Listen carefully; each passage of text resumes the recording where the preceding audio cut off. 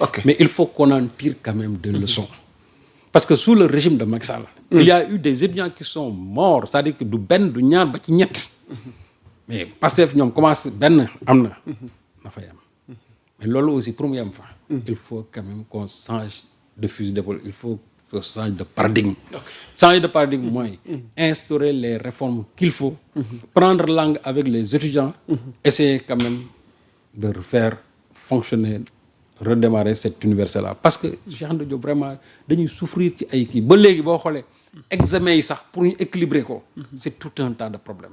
agenda bi xawma calendrier moom laa la c'est-à-dire loolu dafa déséquilibre boobu nag dañ ko hérité sous le régime de Macky Sall. Okay. Abdourahmane Diouf bi mu ñëwee bon an mal an il avait quand même vraiment essayé à redresser ça. Et je crois que l'actuel ministre Daouda Ngom doit s'inscrire dans la même dynamique.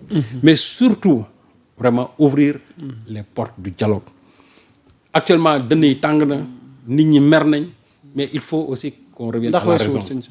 ndax weesuwul non weesuwul il n'est jamais trop tard pour bien faire. Nit ñi mën nañu mer parce que li xew c'est vrai que dafay heurter. non nit ñi li leen métti mooy mënoon na xewee ci beneen régime. moom laa la wax mooy la c'est-à-dire que c'est vrai xewee na ci régime Pastef mais lu ci waroon am la aussi ça a été vraiment pour man une erreur, en tout cas une mauvaise gestion d'une crise qui a abouti à cela. Bon, on a dit que des enquêtes impartiales seront... Des enquêtes impartiales. Même au-delà des enquêtes. Mais comment qui dit man loolu lay regretter. Enquête yi su amee ñu situer responsabilité yi kuñ ci war a sanctionner du côté vraiment des forces de défense, du côté de l'université, du côté des administratifs aussi koo xamante ni taxee nga ci dans cette violence là su boobaa li ci yoon war a def ñu def ko. Il y a des enquêtes qui sont enclenchées et je crois que les enquêtes là seront quand même conduites à bon port.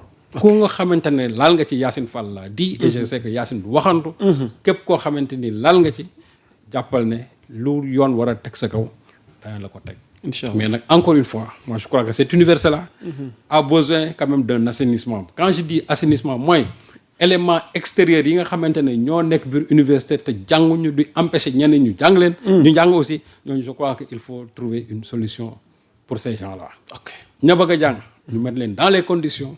Peut-être on ne peut pas être dans des conditions optimales. Mais au moins être dans de bonnes conditions yoo xam ne ni dina leen mën a permettre ñu jàng. Réussir jariñ réew mi parce que université aussi loolu lay jariñ mais su fekkee ne ça doit être un terrain d'affrontement chaque jour entre ñoom ak policiers yi mais il faut se départir de cette image là voilà.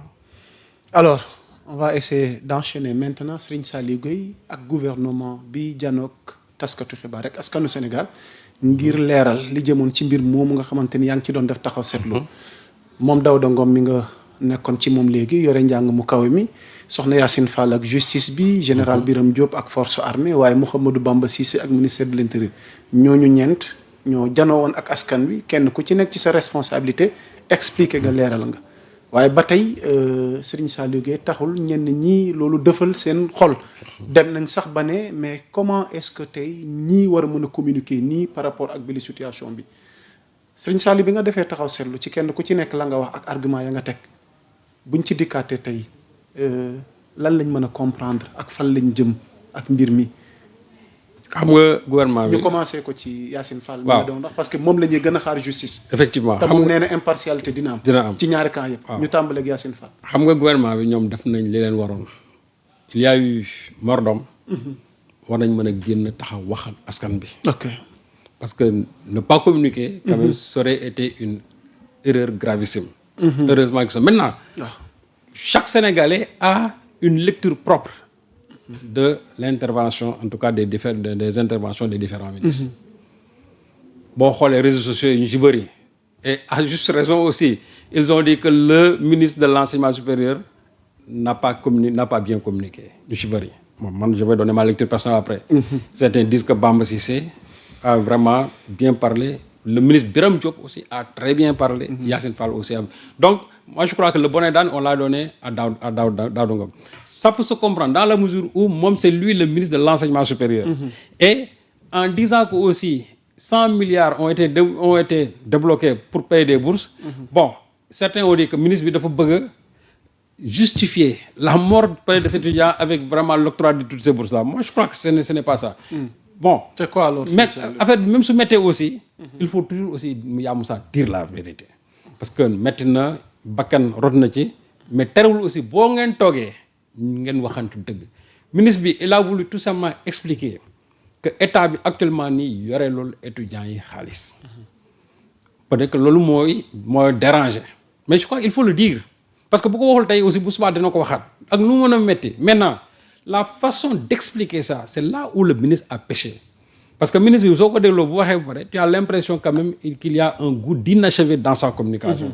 Et je crois que sur ce plan-là le ministre a beaucoup d'efforts à faire. Il a beaucoup d'efforts à faire parce que il faut nga am une pédagogie communicationnelle.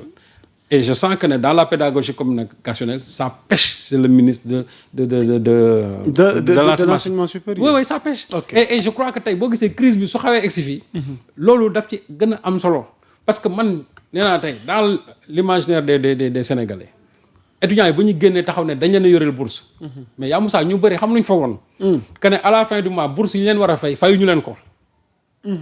man am na ñu ci bëri ñoo xamante ni quand j'ai eu à leur expliquer ci lañ ne doon d'accord ndeket lii moo fa xew. mais parce que ci boppam ministre bi ni mu waroon communiquer ci mbir mi communiquer ci li ñu waroon wax ne étudiants yi li leen di yoreel mensuellement fay nañ leen ko. le problème qui se pose aujourd'hui ce sont ces 13 mois yi nga xamante ne mooy amoon comme flottement sous le régime du président Macky Sall. Et je crois que c'est là où se situe la pomme de discorde. wax ne mais parce que ba ñëwee au pouvoir ba léegi.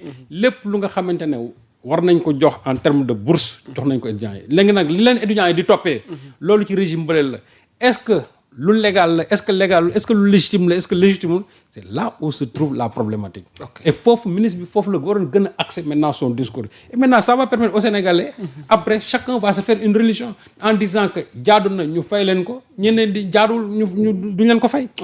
mais le ministre a tellement mal communiqué au point que nit ñi dañuy jàpp ne étudiants yi comme ni ñu daan def rek retard de bourse moo am dañ leen war a fayuñu leen léegi ils sont dans la rue alors que non li ñu leen war di fay chaque mois ñi ngi leen mensuellement ñi ngi leen ko fay le problème mooy c'est-à-dire ce sont ces arriérés là entre guillemets parce que ñii dañu arriéré la ñii leen du arriéré mais il faut qu'on trouve un terrain d'entente ci loolu parce que loolu moi je crois que kii boobu pomme de discorde boobu ça ne doit pas aboutir vraiment à ce que l'on a vécu la fois passée. pour man gàcce la. que lii nga xamante ne man jàpp naa ne pour un ministre de l'enseignement supérieur régler ko du dara. lii régler ko du dara je vous assure là lii régler ko du dara même su dee xaalis bu ñu joxe aussi régler ko du dara mais waruñu bàyyi quand même ce problème là pourrir ba peut-être ñi nga xamante ne waruñu ci dugg ci ñu ci bëgg a profito ci parce que aussi dans ces situations lu ne mën na ci am y a eu des mains invisibles am na ñoo xam peut-être ils sont animés de mauvaises intentions. mais foofu sax dañ ciy def taxaw seetlu amicalu étudiant bu mag bi regroupé mboolem amical yi nee nañ sax dañuy porter plainte Ousmane Sonko ci ni mu communiquer sur cette situation ndax nee na dafa am ay hommes politiques ay mains invisibles. ay nit ñi ci ginnaaw là aussi nag ñoom il faut qu'il arrête aussi parce que ñoom ñun xam nañ ni université. yaa Sonko da leen tuumaal non Sonko tuumaal Sonko tuumaalu leen ñoom aussi il faut qu'il arrête Sonko tuumaalu leen à l'université il y a toujours eu des mains invisibles à l'université ñun université lañ jaar yaa Moussa on sait comment ça se passe. on a eu des années blanches yoo xamante ne nii c'est à cause de politiciens moo tax année blanche am man xam naa ci koo xam ne dañoo taxaw carrément groupe étudiants yi mu leen année bi na blanche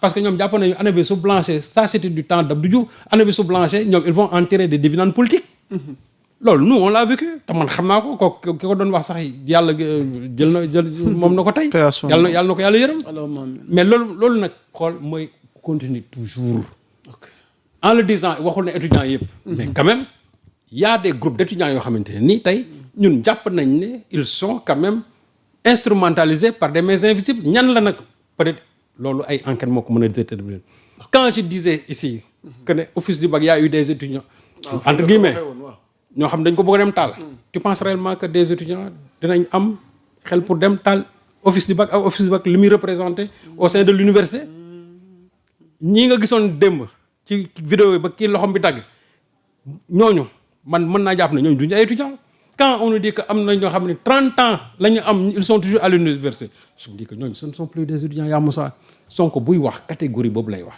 que ne ñooñu tey am na ci ñoo xamante ni ils sont instrumentalisés mais Sonko ñooñu lay wax léegi nag quand maintenant des étudiants veulent dire que ñoom dañuy porter plainte Sonko bon plainte moom du fees les gens peuvent toujours porter plainte comme la naqar mën nga dem porter plainte mais nag ñoom aussi il faut qu'ils arrêtent parce que ñun xam nañ comment se passe à l'université c'est un problème sérieux les gens sont nit ñi on compatit ci li nga xam moo leen dal parce que li nga xew université dal seen kaw ñun suñu kaw la dal parce que nation bi moo demee noo xam ne boo laalee kenn laal nga ñëpp même si nous ne sommes pas à l'université mais ni mu leen naxaree xale bi gën àdduna ni mu leen naxaree ak la fa am ñun aussi noonu la ñu naxaree mais nag dans toute situation aussi il faut faire preuve de lucidité Ousmane Sonko quand il dit qu'il y a des forces qui instrumentalisent certains étudiants loolu moom ñu wax ko ñu bañ ko wax loolu moom dëgg la de tout temps ça a été comme ça de tout temps nous on l'a vécu ceux qui nous ont précédés ils l'ont vécu ñi ñëw après ñun aussi ils l'ont vécu ñi fa nekk tey aussi ils sont en train de vivre ça et je suis sûr et certain que si on mène les enquêtes à bon port on saura réellement ñan ñooy instrumentaliser yenn étudiants yi on n'a pas dit que globalement non on ne le dit pas mais am na ci ñoo xamante ni ils sont quand même toujours à la solde de certains mais invisibles ñan lañ nag mais loolu ay enquêtes ñoo ko mën déterminer. c'est important yàlla na ko enquêtes yi déterminer alors sëñ Saliou pour terminer la position wala sortie bi lenn ci membre gouvernement yi def qu'est-ce qu'il faut retenir en conclusion peut-être boo amee tamit message goo leen di adressé parce que nag l'opposition elle est là. et raté wuñu leen. oui mais c'est-à-dire aussi. waaw raté wuñu leen te sax ñu ngi xaar seen démission. waaw non opposition bi aussi. waaw il faut qu'on soit conséquent. non parce que ñoom jàpp nañ ni. nangu nañ am na lu fi xewoon ci régime yële. waaye yéen a fi ne woon tamit seen régime gii di la préparer injustice. ce qui le disent parce que mënoon nañu woon dund lu ne. ba mu des régime gi ñu ne. waaw moom laa mais ce qui le disent. ñu ne gouvernement bi tamit fi mu ne nii war nañ ko xool. waaw léegi xaaral ma ñëw ma tax yaa sax xam nga c'est l'hôpital qui se moque de la charité tout simplement. ah déet xanaa. ah si c'est l'hôpital qui se moque de la charité. comment ça sëñ Saliou. parce que soo jëlee par